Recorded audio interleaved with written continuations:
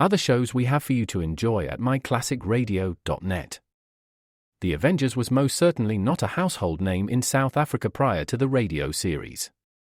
With no national television service until 1976, the mechanism simply was not present in the country to show television programs to mass audiences. While many other countries reveled in the filmed adventures of John Steed and company, South Africa was not equipped to join in the fun. The series took Britain by storm and made a major impression in the American markets, being that greatest of rarities, a British series given a network transmission slot. However, as a filmed series, rather than a videotaped one, The Avengers was able to gain a modicum of exposure in South Africa through film rentals. Come and listen at myclassicradio.net.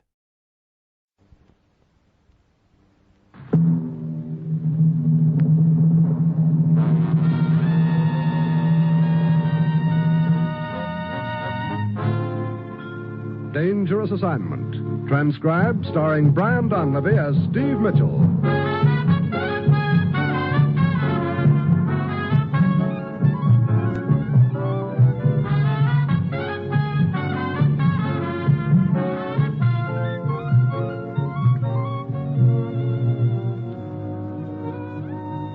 Yeah, danger is my assignment. I get sent to a lot of places I can't even pronounce. They all spell the same thing, though, trouble.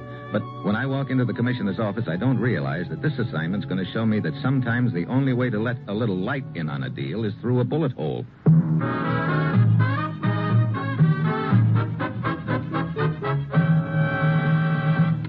Morning, Commissioner. You sent for me? Steve, you have a rendezvous in Trieste tomorrow night. At 8 o'clock, you're to be waiting on the southeast corner of the Piazza Damo. Waiting for what, Commissioner? A streetcar? Exactly. Huh?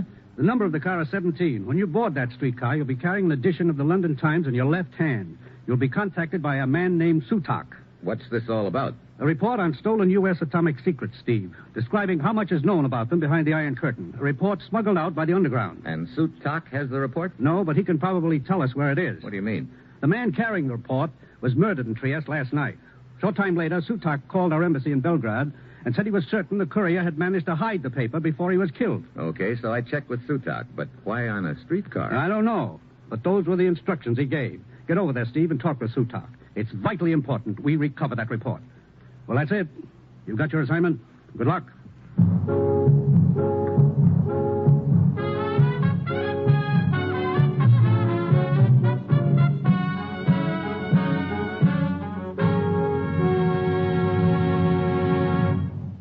The National Broadcasting Company is presenting Dangerous Assignment, starring Brian Donlevy in the role of Steve Mitchell, colorful two-fisted government agent.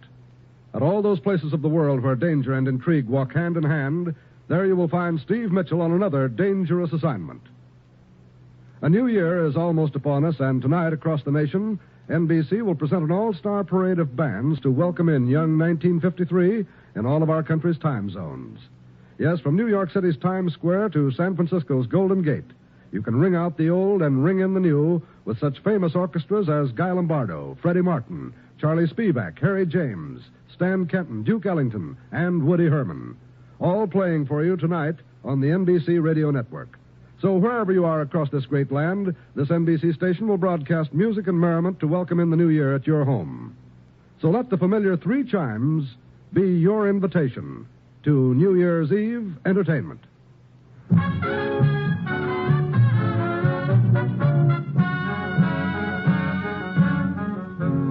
Sure, I've got my assignment. Get over to Trieste, check with a gent named Sutak, and hope he can help us recover a report that will tell us which of our atomic secrets aren't so secret.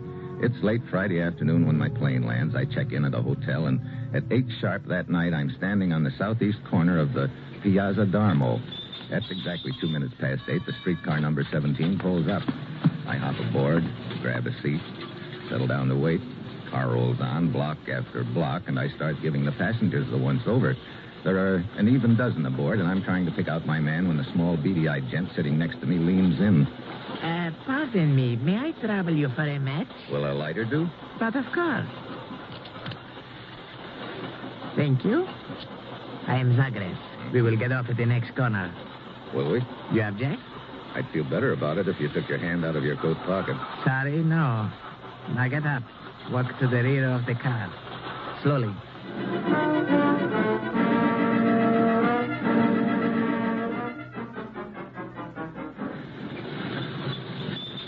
streetcar grinds to a stop at the corner. I step down, then whirl suddenly and grab. He ducks under, and the gun barks. The slugs whistle past my ear, and I fall back against the car. By the time I've regained my balance, the little gent is sprinting across the street. I take after him. For a guy with short legs, he covers a lot of ground, and 2 blocks later, I've lost him. I head for the nearest telephone and put in a call to our embassy in Belgrade. Lowry speaking. Steve Mitchell, Sam. Steve, how are you? Where are you? Trieste? Oh, sure. I had a hunch they'd send you. How'd you make out with Sutak? I didn't. He didn't contact you? No, but somebody else did. Some character named Zagreb bums me for a cigarette and then tries to blow my brains out. Are you okay? Yeah. Look, Sam, about that phone call Sutak made to the embassy. Yeah, one of the undersecretaries took it. And he had the call traced, if that's what you're interested in. I am. The call was made from a shop 603 Via Maggiore there in Trieste. I'm on my way.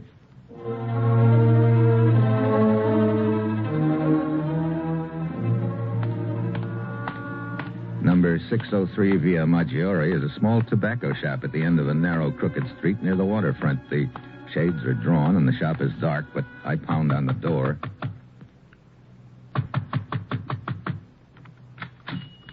Yes? What is it, senor?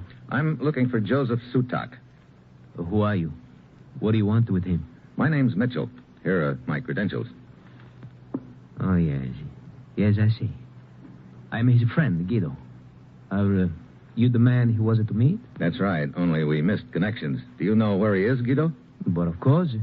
He's working. Where? The streetcar. He runs it. He runs the... Oh, great. No wonder that's where we were to meet. How is it that you did not meet, eh? Somebody with a gun eased me off the streetcar before we could. A guy named Zagreb. Ever hear of him? No. Where did this happen? Eh? I don't remember the street, but it was near a large cathedral. Oh, yes, I know. From there, it's at least an hour ride to the end of the line. Joseph always has a coffee at the depot. If you hurry, you can probably catch me there.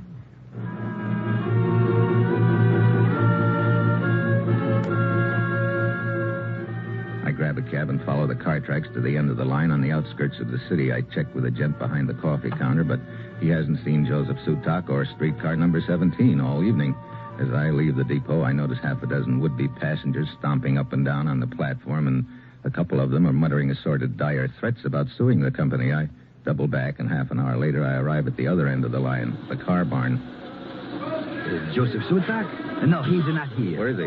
Where else? 2 hours ago, he took his car out, number 17. He's somewhere along the line. Are you sure of that? Well, unless he has decided to take his streetcar across the Adriatic. That could be, Buster. Huh? I've just come from the depot at the other end of town. He didn't show up. What? That's right. No sign of Sutak or the streetcar. What foolishness is this? He must be on the route somewhere. He isn't. Neither is his streetcar. You're positive he hasn't come back into the barn? Positive. I've been sitting here for... wait. This is some kind of a joke, huh? It's no joke, believe me. Why don't you check it? What? Excuse me.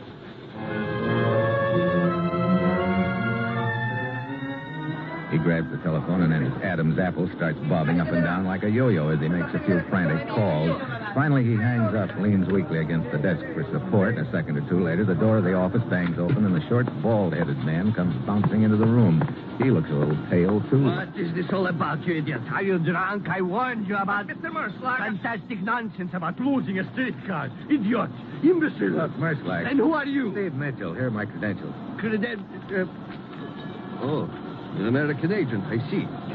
I am the supervisor here. What is it you wish? I'm looking for Joseph Sutak. Seems he's disappeared. So this idiot dispatcher Armando was telling me impossible. But Mr. Merslack, I've called the repair shop, the watchman, the depot. No one has seen. There must have been a breakdown, an accident. But I've had no report. Fool, then what do you think has happened? But I don't... Do you want me to believe Sutak has vanished into thin air? His streetcar too? But I... Come, quiet. Come along, Mr. Mitchell. We'll get to the bottom of this. Don't bother.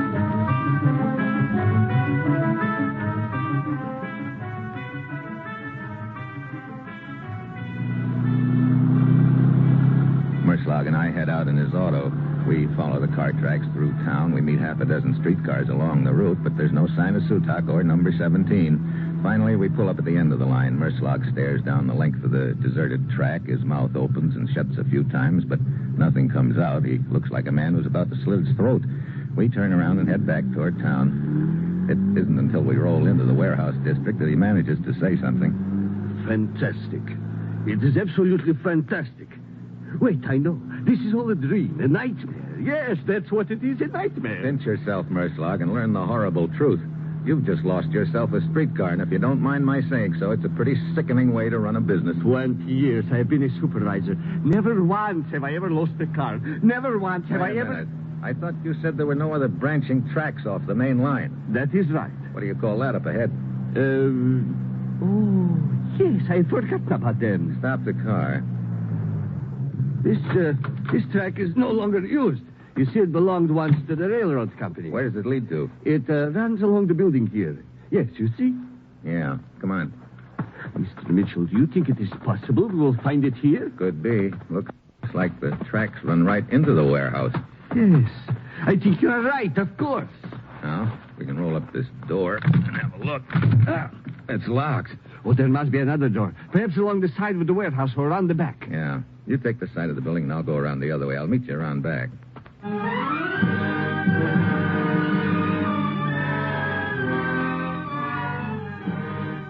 Merschlag disappears into the shadows, and I slip around the side of the warehouse. Halfway down the length of the building, I find a door. This one's locked, too. I try my shoulder to it. It doesn't budge. I move along, hugging the side of the building, and then I spot something up ahead. Someone moving in the shadows. I start to ease around a huge scrap pile, a stack of junked automobiles, broken down bathtubs, sinks, and boilers, and then I hear something rattle close by. I look up just in time to see the top of the stack start to topple. I duck, but I don't quite make it.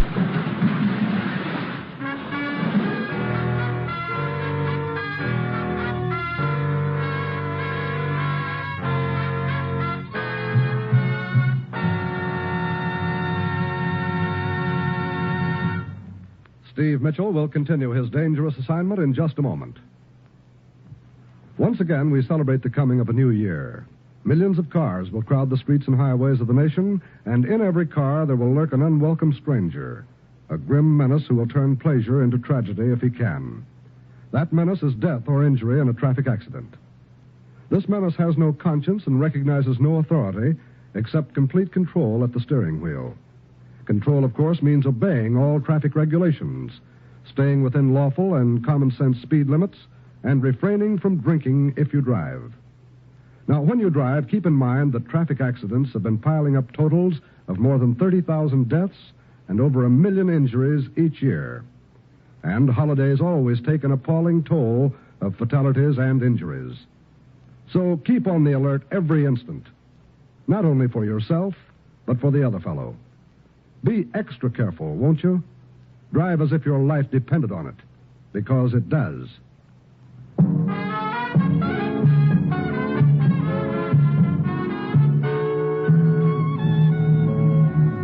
Now back to Dangerous Assignment and Brian Donlevy as Steve Mitchell.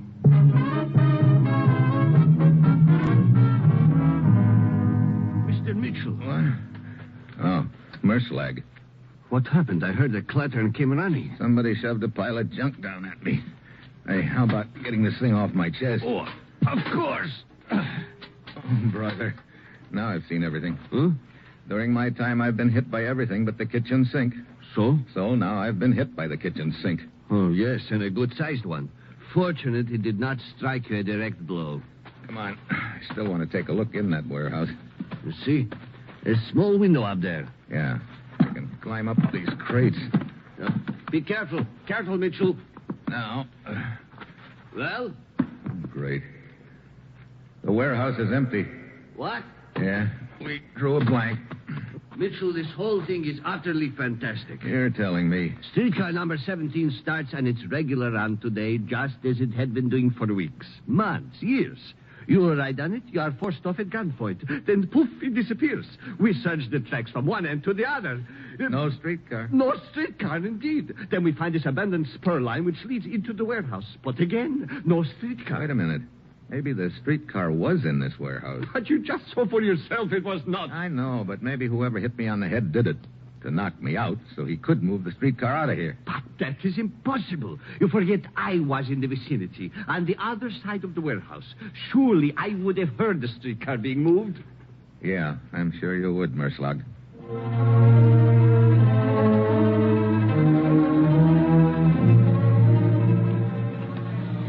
Mr. Merschlag. What?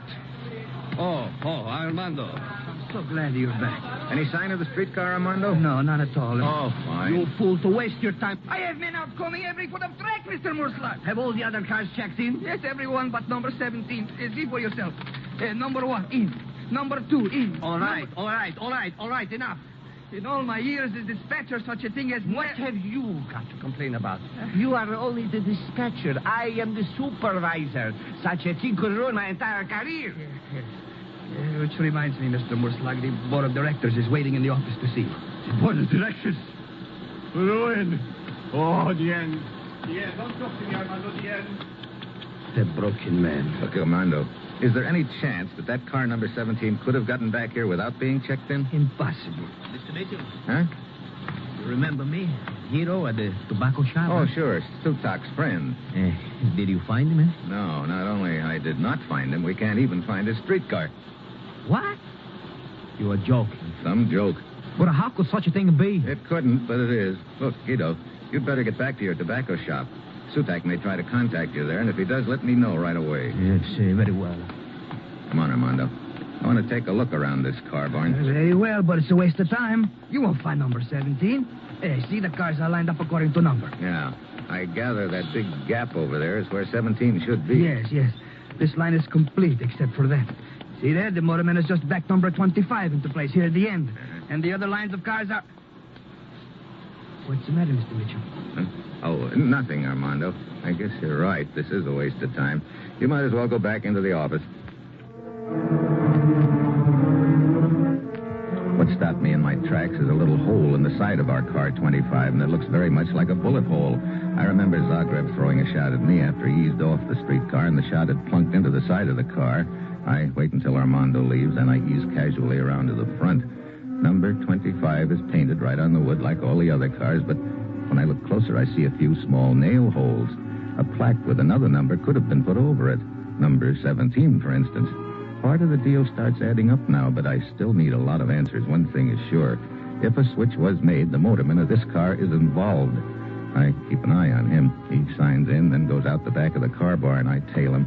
He heads into the big junkyard where they keep the broken-down cars and other equipment. He goes in a small shack in one corner. I ease up and peek through a crack. He's bending over a guy who's tied up on the floor, a guy who figures to be Sutak. I start toward the door, but stumble over a piece of scrap metal. The motorman comes charging out the door. I'm ready for him. I go inside and pull the gag off Sutak's mouth. Mitchell? Yeah. Here, I'll get you untied, Sutak. What happened? They've kept me here since this morning, trying to make me tell them where the document is. We'd better get out of here before any of his pals show up. Yeah. A lot of junk stacked all over. We ought to be able to keep under cover. Yes. Look, about the document, where is it? I'm not sure. What? Wait a minute. You're the guy who telephoned our embassy in Belgrade, aren't you? Of course. You see, the member of the underground who smuggled the document out is a friend of mine. He came to me for help. They were after him. He said they would do anything to get the document back, that it had to do with stolen atomic secrets. That's right. It's a list of information stolen from us. Go on. He wanted me to hide him. My car number 17 was in the repair shop at the time. I hid him there and telephoned your embassy. I see. Then what? When I came to get number 17 this morning, I found my friend in the alley, wounded. He mumbled something about a streetcar, and then he died. Before I could do anything, Zagreb and the other motormen ran up. They knocked me unconscious and brought me here. Come. Where to? Over there in the other corner of the yard. It must be over there somewhere. Car number 17? Yes. They brought it back here and are searching it for the document, which they believe is hidden somewhere inside. But how did they pull the switch? I heard them discuss their plan. You see, each car is checked out of the barn at the beginning of the shift and back in at the end of the shift. So, the first thing this morning, they moved car 17 back here. Car 25 departs before car 17. So this morning it went out as usual. When it returned in the middle of the shift, they put on a plaque with number 17. Sure. It gets checked out now as 17. And after I get eased off it, they rip the plaque off. It gets checked back in under its right number, 25. So according to the records, 25 checked out and in, 17 checked out but did not check in. And all the time, 17 was roosting back here in the junkyard. A pretty neat way to stall for time while they search it. Wait. That car over there. Yeah. Flashlight moving around in it. Come on, we'll ease up to it. The front end. It's smashed in. Boards pried loose. Sure, that figures. They'd want to get that number off it and make it look like a junked car. Yes. Hold it. The light went out inside. Shh. Somebody is coming. Get down. Now. What? Drop the gun, Zagreb. No, get back. I said drop it. Thanks. I'll take it. Mitchell, you... Well. What's the piece of paper in your hand, Zagreb? I'll take that, too. Come on, hand it over. Very well. Thanks. Glad you finally found it in that streetcar. I came a long way to get this paper, Zagreb, and it looks like I got here just in time. Not quite, Mitchell. What? Drop the gun. Why? It is Guido. Yeah, your friend from the tobacco shop. Guido, what does this mean? You offered me a place to hide. Sure, so he could stay close to you, hoping you'd lead him to the document. It did not work out quite that way, of course, but that is of no matter now. Hand over the document, Mitchell.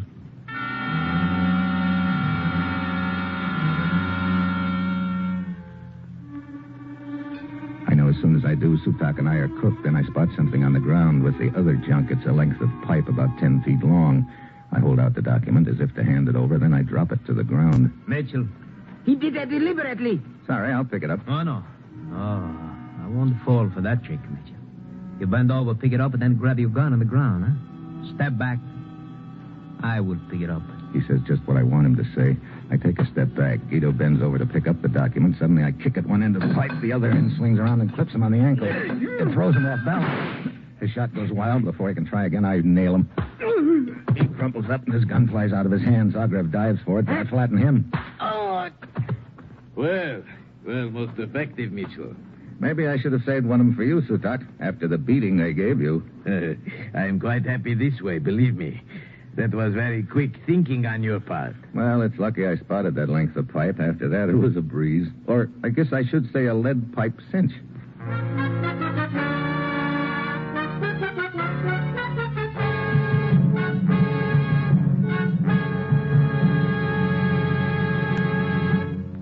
Our star, Brian Donlevy, will return in just a moment. Tomorrow, New Year's Day, this station of the NBC Radio Network will broadcast two classic football bowl games. From Dallas, Texas, home of the famed Cotton Bowl, NBC will broadcast the game between the University of Texas Longhorns and the University of Tennessee Volunteers. Mike Side for NBC at Dallas will be Lindsey Nelson and Bob Murphy to bring you every exciting play as Texas, Southwest Conference champions, and Tennessee, one of the fine teams of the Southeast, clash in this traditional New Year's Day bowl game.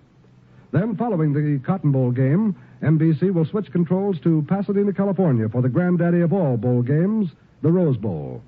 Al Helfer and Braven Dyer will handle the Rose Bowl play-by-play broadcast between the Trojans of Southern California and the Badgers of Wisconsin. So here's our invitation to you to be set side tomorrow when NBC broadcasts both the Cotton Bowl and the Rose Bowl football games. Remember, NBC brings you the top sporting events the year around.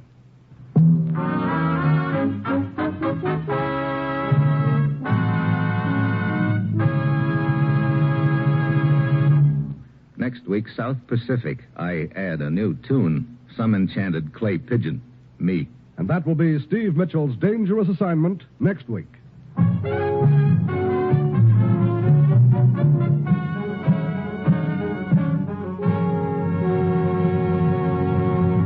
Included in tonight's cast were Paul Frees, Dan Riss, Tony Barrett, Paul Duboff, and Herb Ellis.